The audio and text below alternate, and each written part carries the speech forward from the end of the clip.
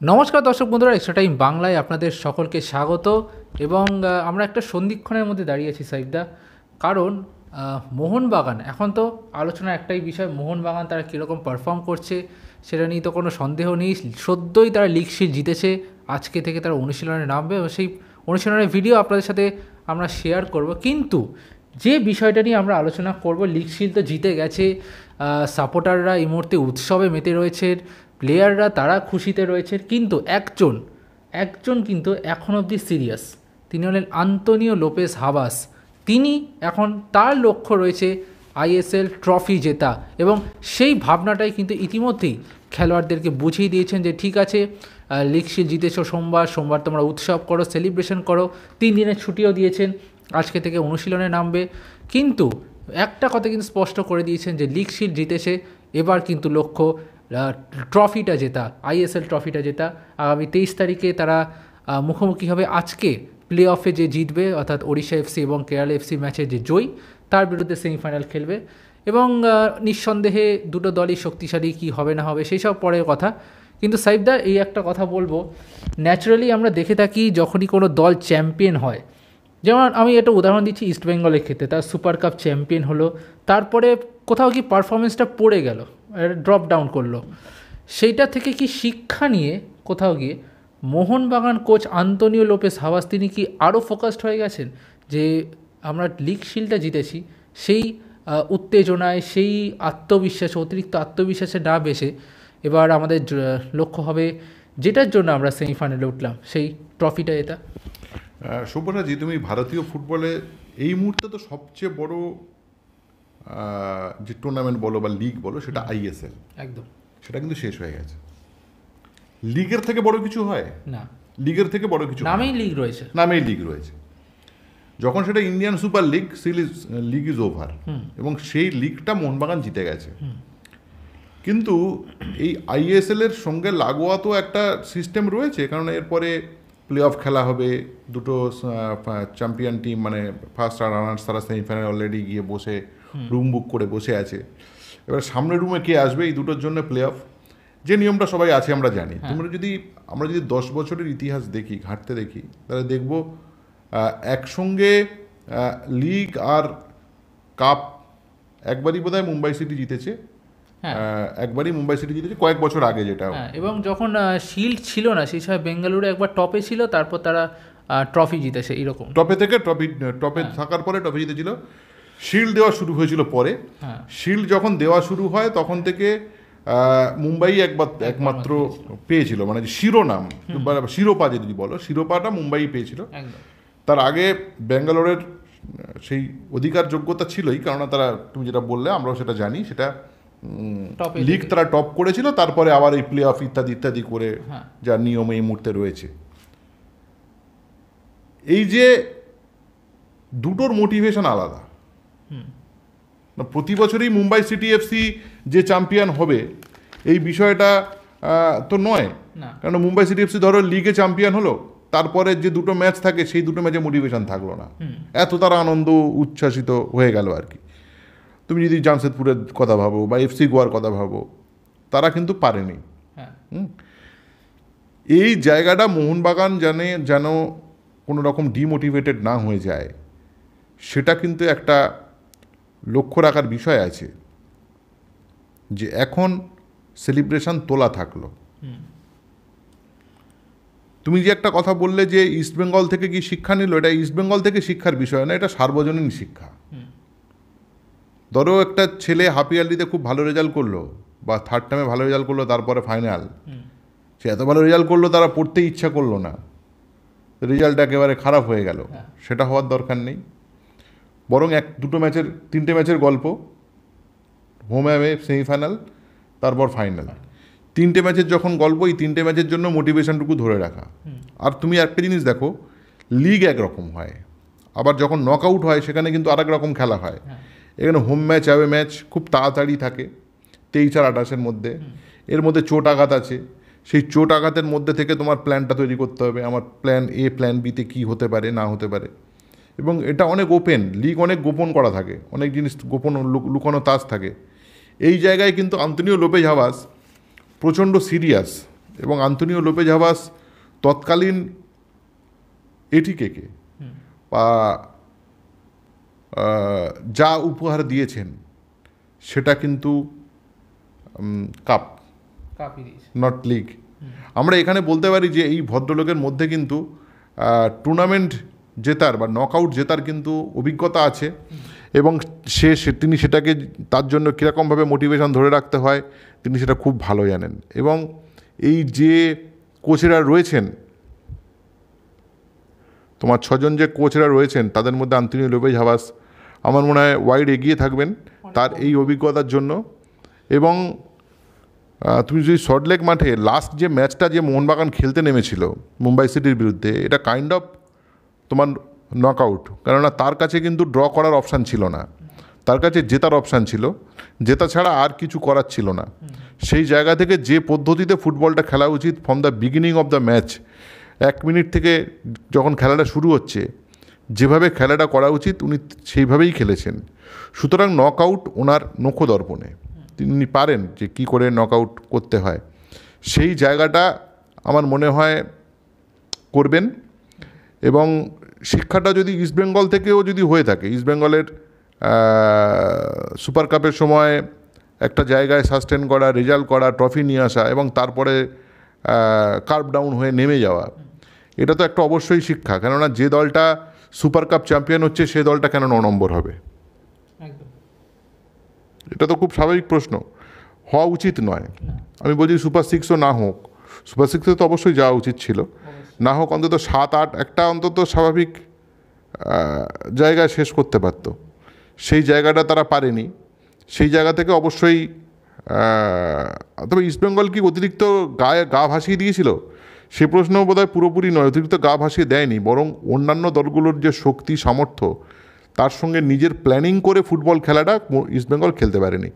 দেখো team up down হয়, সব্যসাচী খেলা এতদিন ধরে তুমি কভার করছো, সব টিমই যে চ্যাম্পিয়ন টিম হয় তা নয়। অনেক সময় দেখবে একটা চ্যালেঞ্জার টিমও একটা অসাধারণ রেজাল্ট করে, সেটা কিন্তু তার কোচের প্ল্যানিং, ফুটবলাররা কোচের প্ল্যানিংকে কতটা মর্যাদা দিচ্ছেন এবং মাঠে কতটা এক্সিকিউট করছেন। আমি রহিম সাহেবের আর একটা কথা তোমাকে বলতে পারি, এখানে কালকেও কথার মধ্যে বললাম যে ম্যাচ একটা দল যেতে হচ্ছে প্র্যাকটিসে, এবং প্র্যাকটিস মানে কি ওই তোমার প্ল্যানটা, প্রপার প্ল্যানিংটা এক্সিকিউট করাটাই কিন্তু ফুটবলের বেসিক। ইস্টবেঙ্গল যেভাবে ক্যালকুলেট করে সুপার কাপে খেলতে পেরেছিল সেই ক্যালকুলেশন করে কিন্তু আইএসএল খেলতে পারেনি, অধিকাংশ ম্যাচই পারেনি, এবং সেই কারণেই কিন্তু তাদের এই পরাজয়। এখন এই ফুটবলারের বদলে এই ফুটবলার হতো, এটা একদম চায়ের দোকানের আড্ডা। খুব কম কোয়ালিটির প্লেয়ার দিয়ে অনেক ভালো ফুটবল খেলা যায়, রেজাল্ট করা যায়। তুমি যদি এবার আই লিগ ধরো, শ্রীনিধি ডেকান এবং Gokulam Kerala FC point to point, player by player তুমি যদি পজিশন ওয়াইজ দেখো মোহামেডানের থেকে এগিয়ে। তুমি শুধু দামের কথা বলছি না, ধরো দামে তো এগিয়ে বটেই, কিন্তু কোয়ালিটিতে দেখো একটা দুটো পজিশন ছাড়া অধিকাংশ জায়গাতেই কিন্তু কেরালার গোকুলাম কেরালা এবং শ্রীনিধির ফুটবলাররা মোহামেডানের থেকে এগিয়েছিল। কিন্তু মোহামেডান কী করে চ্যাম্পিয়ন হলো, কীভাবে চ্যাম্পিয়ন হলো? সেফ টিম গেম এবং ওই খেলাটাকে এক্সিকিউট করা, প্ল্যানিং করে আমি অপোনেন্টকে কী করে জাজ করবো, এই গল্পটাই। সেই জায়গাতে কিন্তু ইস্টবেঙ্গল পারেনি, মোহনবাগান কিন্তু পেরেছে। কারণ মুম্বাই সিটির সঙ্গে মোহনবাগানে কিন্তু নেক টু নেক ফাইট, কিন্তু মাঠে মোহনবাগান কিন্তু মুম্বাই সিটিকে দাঁড়াতে দেয়নি। এই দাঁড়াতে না দেওয়ার জন্য যে ক্যালকুলেশন করা ছিল সেটা হচ্ছে প্রথমত আমার জিততেই হবে, কারণ আমার ড্র করার পথ নেই। ড্র করার পথ নেই মানসিকতা থেকে কিন্তু এই দলটা ক্যালকুলেশন করেছিল। একটা প্রবল ডিফেন্সিভ কোচ বলা হয় যাকে, তিনি এমনভাবে দলটা সাজালেন, 3 ব্যাক রেখে তিনি এমনভাবে তার উইঙ্গারদের ব্যবহার করলেন, পজিটিভ ট্রানজিশন এমনভাবে ব্যবহার করলেন যেন মনে হলো যে এর থেকে আক্রমণাত্মক ফুটবল বোধহয় খুব কমই হয়। দিস ইজ ফুটবল, এটাই ক্যালকুলেশন, এটাই হচ্ছে ওনার ফুটবল বোধ এবং মানসিকতা বলা যেতে পারে। সেটাই উনি দলের মধ্যে সরানোর চেষ্টা করছেন। তাই এখন ছুটির সময় বলেছেন, ভাই ঘুমানোর দরকার নেই, এই মুহূর্তে তোমার ছুটি বলে কিছু নেই, যেখানে ছুটিতে থাকো সেখানে তুমি ফিজিক্যাল ফিটনেসটা ঠিকঠাক রাখো। সেটা তিনি যে দীপেন্দু বিশ্বাস থেকে শুরু করে সবচেয়ে দলের দামি ফুটবলার জেসন কামিন্স তাকেও বলেছেন যে তোমার কিন্তু পাখির চোখটা কী তোমার টার্গেট হওয়া উচিত সেইটা। আসলে এই কোচটা না অন্য লেভেলের কোচ, জানো তো, এটুকু তোমায় বলতে পারি। একদম মানে একদম অন্য লেভেলের কোচ, তুমি প্রচন্ড বলো, তুমি বলো মানে তোমার এই প্রচন্ড টোটাল বিষয়টা, মোহনবাগানের টোটাল বিষয়টা তোমার প্রচণ্ড শৃঙ্খলাবদ্ধ এই টিমটা। মানে জুয়ান ফের্নান্ডোর আন্ডারে যখন আমরা দেখতাম তখনও যে শৃঙ্খলা ছিল না এমন নয়, তবে প্লেয়ার একটু খোলামেলা ছিল, ঠিক আছে, একটা নিজেদের মতো করে খেলতে পারতো। সেখানে কিছু প্রবলেমও ছিল, যেমন শৃঙ্খলা না থাকলে কী হয়, একটা টিমের প্রবলেম হয়, অনেক খবর বেরিয়ে আসছিল, এরকম প্রবলেমও ছিল। আন্তোনিও লোপেস আসার পর যেটা প্রথম কাজ, যেটা আমাদের জন্য খুব খারাপ খবর হয়েছিল, সেটা হচ্ছে পর্দা ঘেরা একটা অনুশীলন, কোনোভাবেই পর্দা প্রথা চালু হয়েছিল, কিন্তু সেটা আলটিমেটলি কিন্তু কাজে এসছে। একদম কোনোভাবে সিকিউরিটি দিয়ে, ব্যারিকেড দিয়ে, যাতে কোনো লোক যাতে না ঢুকতে পারে, পুরো একদম ঘিরে থাকা পর্দায় নিয়ে স্ট্র্যাটেজিটাকে কাজে লাগানো, কোনোভাবে কিছু যাতে না বেরোনো হয়, এবং ফুটবলারদেরকে স্পষ্ট নির্দেশিকা দেওয়া রয়েছে, কোনো বাড়তি কথা নয়, কোনো বাড়তি কাজ নয়, কোথাও গিয়ে মানে বাইরে চলে যাওয়া বা এইসব কিছু নয়। যার জন্য হোলিতে রং মাখা নিয়ে বোধহয় একটু বকুনিও খেয়েছেন জেসন কামিংস, সেই সব ফেসবুকে দেওয়াটা নিয়ে, হ্যাঁ সেসব নিয়ে একটু বকুনিও খেয়েছেন বটে। এবং যেটা সবথেকে বড় বিষয়, যে ফুটবলারদেরকে ছুটি দেওয়া, যে একটা ছুটি দেওয়ার প্রবণতা, যে যা বিদেশি ফুটবলার কি ওয়ার্ক ফ্রম হোম বলবে না, ওয়ার্ক ফ্রম হোম না, মানে ভারতে তারা অনেকদিন ভারতে রয়েছে, পেয়েছে কিন্তু ছুটির মতো হচ্ছে না, ওয়ার্ক ফ্রম হোম কি? হ্যাঁ ওয়ার্ক ফ্রম হোম, এটা একদম ওয়ার্ক ফ্রম হোম। মানে হাওয়াস বুঝিয়ে দিয়েছে, ঠিক আছে তোমরা বাবা এই কদিন একটু অনুশীলন করবে না মাঠে, ঠিক আছে, কিন্তু ঘরে থেকে কিন্তু করতে হবে, ফুটবলের মধ্যে থাকতে হবে। যার জন্য কি হলো, দিমিত্রি আর ব্রেন্ডন হ্যামিল তারা কী করলো, মাঠে বাচ্চাদের সাথেই ফুটবল খেলে নিল। আসলে এইগুলো হচ্ছে কী বলতো, মেন্টালিটি, মানসিকতা কথা বলে। এবং আন্তোনিও লোপেস হাওয়াস তিনি এসেই প্রথমে কি করলেন, যে ব্যাড বয় তাকে কিন্তু সরিয়ে দিলেন, হুগো বুমোস। তা নিয়ে অনেক প্রশ্ন উঠেছিল, হুগো বুমোসকে সরিয়ে দিলে, এমন একজন ম্যাচ উইনার তাকে সরানো হলো, এটা কি হলো? রেজাল্ট কিন্তু চোখের সামনে। তো সুতরাং এটাই বলা যায় যে আন্তোনিও লোপেস হাওয়াস একজন ট্যাকটিশিয়ান, ম্যাজিশিয়ান নয়, কোনো প্রফেসর নয়, বরং একজন কড়া শিক্ষক, যে কিন্তু ঠিক বুঝিয়ে দেবে, প্রিন্সিপাল, যে কিন্তু ঠিক বুঝিয়ে দেবে, যে কিন্তু পুরো স্কুলটাকে নিজের পরিচালনায় আনবেন, এবং রেজাল্টটা কিন্তু তিনি ঠিক এনে দেবেন, সেটা কিন্তু একদম স্পষ্ট। এবং এইখানে আরেকটা জায়গা, আমরা মনে হয় এরকম না, মানে ভিসি টাইপের, ভাইস চ্যান্সেলর টাইপের, মোহনবাগান এই মুহূর্তে ইউনিভার্সিটি, হ্যাঁ ভাইস চ্যান্সেলর, একদম ভাইস চ্যান্সেলর টাইপ, উপাচার্য, মোহনবাগানের উপাচার্য হচ্ছেন আন্তোনিও লোপেস হাওয়াস। এবার আমরা কথা বলবো, নিঃসন্দেহে আমরা যখন স্টোরি করি বা আমরা যখন হেডলাইন লিখি, অনেক কিছু তো আমরা লিখেছি, বিশেষ করে আমাদের ক্ষেত্রে, আমাদের তো কেরিয়ার সবে শুরু হয়েছে, তোমরা তো তার আগে থেকে করছো। আমরা এত কপি করেছি, লিখেছি, হেডলাইন করেছি, আমরা কখনো অবধি একটা ওয়ার্ড আমাদের লেখার সৌভাগ্য হয়নি, সেটা হলো ত্রিমুকুট, ট্রেবেল যেটা বলে। আমরা ইউরোপিয়ান ফুটবলের ক্ষেত্রে ট্রেবেল, হেক্সটাপেল অনেকবার আমরা দেখেছি, ষষ্ঠ মুকুট লাস্ট জিতেছিল বায়ার্ন মিউনিক, কিন্তু ভারতবর্ষের ত্রিমুকুট জেতা কিন্তু সামনে কিন্তু মোহনবাগান রয়েছে। ইতিমধ্যেই তারা ডুরান্ট কাপ জিতেছে, লিগ শিল্ড জিতেছে, এবার যদি আইএসএল ট্রফি জিতে যায় তাহলে কিন্তু সর্বভারতীয় স্তরে 3টে ট্রফি কিন্তু মোহনবাগানের আন্ডারে, এবং ত্রিমুকুট বলতে এটা বোঝায় সর্বভারতীয় স্তরে কিন্তু 3টে ট্রফি থাকাটাই কিন্তু ত্রিমুকুট।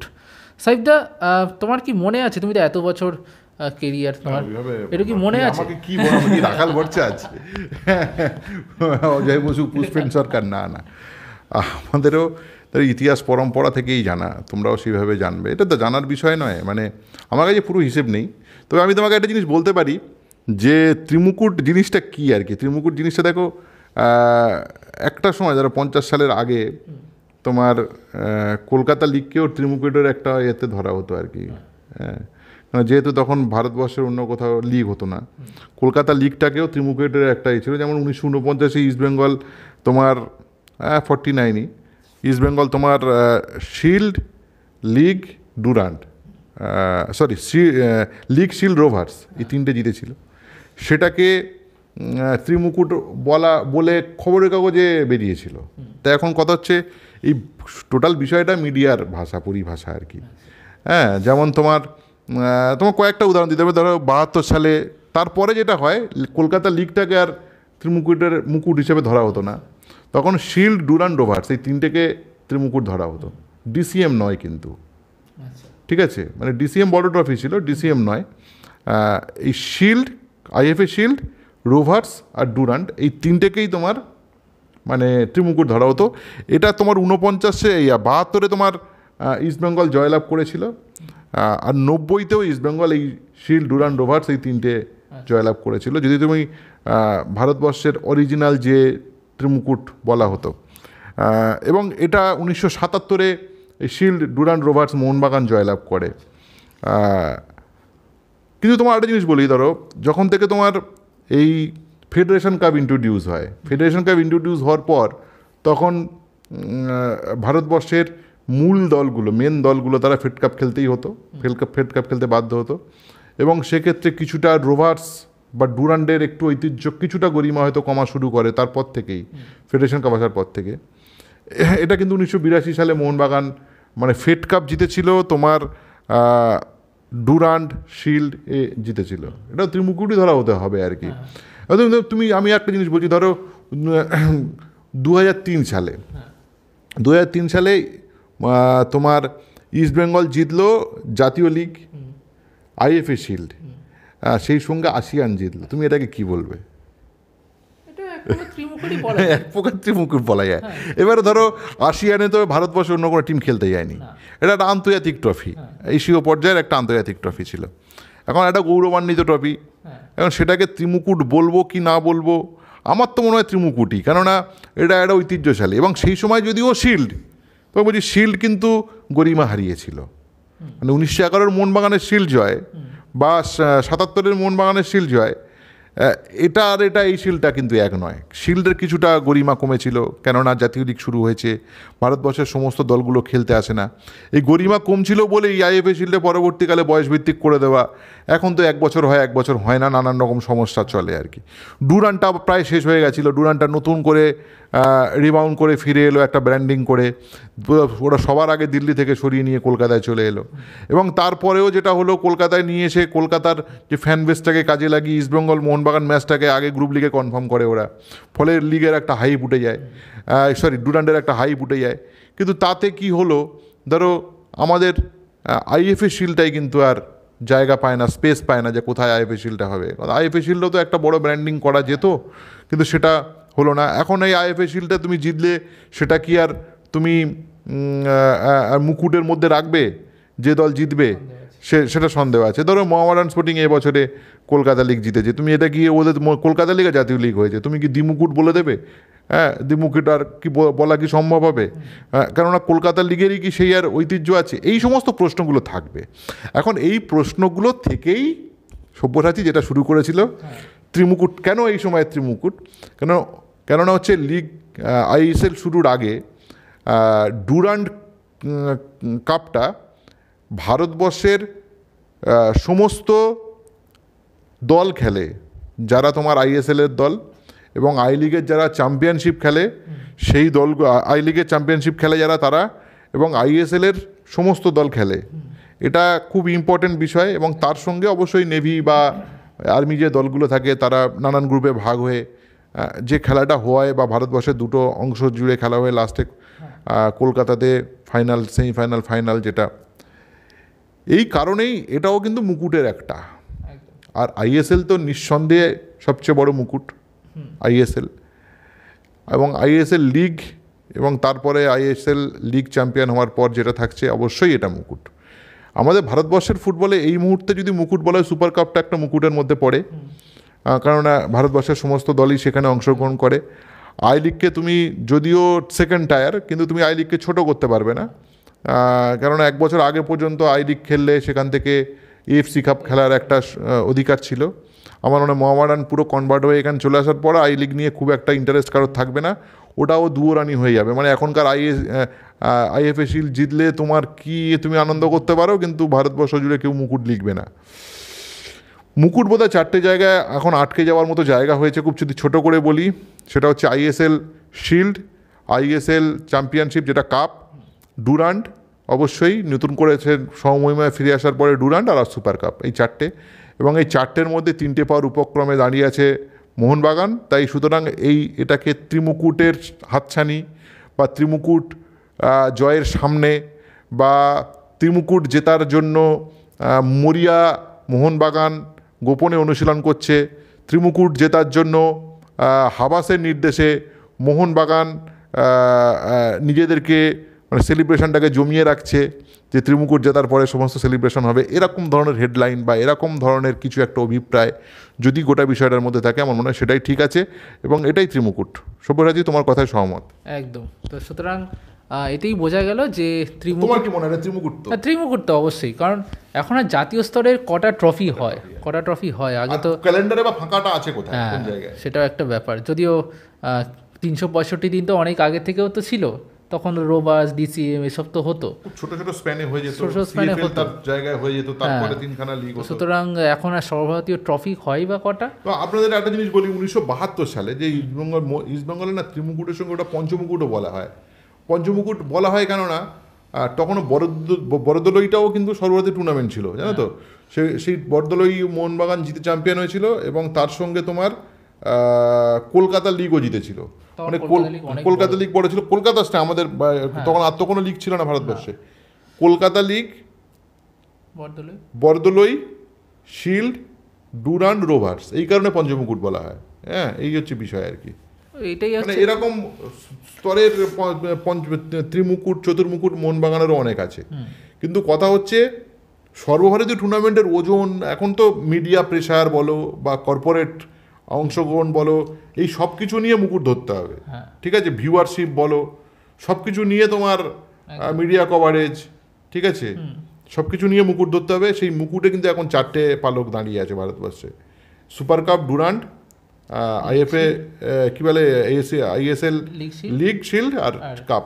সিম্পল, এটাই হচ্ছে ব্যাপার। এখন মোহনবাগান কিন্তু on the verge to win the treble, ত্রিমুকুট জেতার কিন্তু একেবারে দোরগোড়ায় রয়েছে এবং আমরা চাই যাতে আবার ত্রিমুকুট হোক, আবার একটা সেলিব্রেশন গোপনে যা যা করার করুক, সমস্যা নেই। আমরা বাইরেই দাঁড়িয়ে থাকবো, আপনাদের জন্য যেটুকু খবর পাবো সেটুকুই আপনাদের কাছে আমরা শেয়ার করব এবং অবশ্যই এই প্রার্থনাই রাখবো, মোহনবাগান যেন কলকাতায় ফাইনাল হয়, যেন মোহনবাগান ফাইনালে ওঠে এবং যেন আইএসএল ট্রফিটা আবারও আন্তনি লোপেস হাভাস আর সুভাশিস বসুর হাতে উঠুক, আর আবারও যেন আমাদের জমিয়ে রাখা যে সেলিব্রেশন সেটা আরও বড় করে হোক, এবং সেটা বড় করে হোক, দুখানা ট্রফি শিল্ড নিয়ে মাঠ জুড়ে হোক, শহর জুড়ে হোক।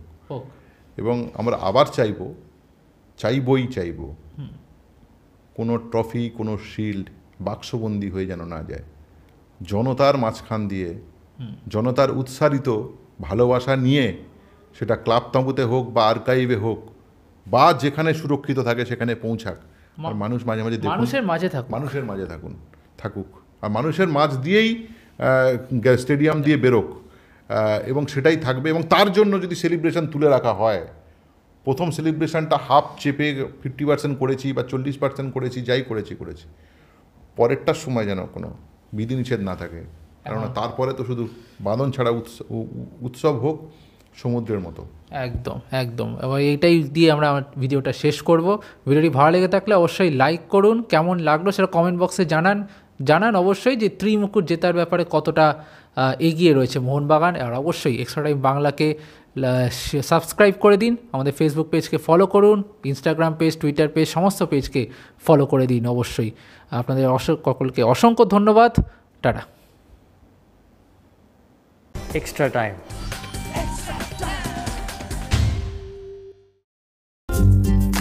লেটেস্ট নিউজ আর এক্সক্লুসিভ ভিডিওর সঙ্গে আপডেট থাকতে এখনই সাবস্ক্রাইব করুন আমাদের ইউটিউব চ্যানেল। বেল আইকনে ক্লিক করতে ভুলবেন না যেন।